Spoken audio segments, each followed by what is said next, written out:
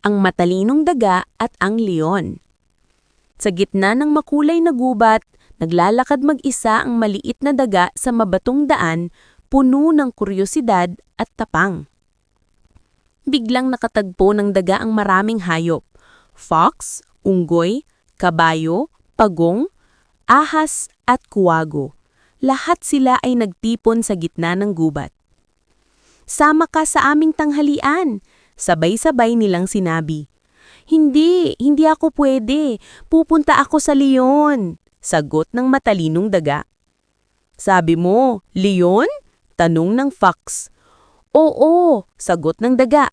At paborito niyang kainin ang fox, unggoy, kabayo, pagong, ahas at kuwago. Nagulat ang fox nang marinig ito. Natakot siya at mabilis na tumakbo palayo.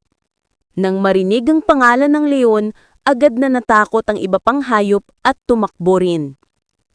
Ngunit ang daga ay nanatiling matiwasay at kumpiyansa sa gitna ng gubat. Sa gitna ng makulay na gubat, biglang lumitaw ang anino ng totoong leon. Matangkad, payat, ngunit may masculine at kaakit-akit na katawan. Nakalakad ito patungo sa daga. "Aba," sabi ng leon, "paborito kong kainin ng daga." Medyo kinakabahan ng matalinong daga, ngunit kumislap ang kanyang talino. "Huwag mo akong kainin," sabi niya. "Takot sa akin ang lahat ng hayop sa gubat. Sundan mo ako at makikita mo." Nang sundan ng leon, tila nagising ang buong gubat sa kilos. Tumakbo ang fox, kuwago, ahas, unggoy, kabayo at pagong, habang ang maliit na daga ay kumpiyansang nanguna sa kanilang daan. Lumambot ang mga mata ng leon habang pinagmamasdan ng daga. "Tama nga," sabi niya na may ngiti. "Lahat ng hayop ay natatakot sa iyo, daga."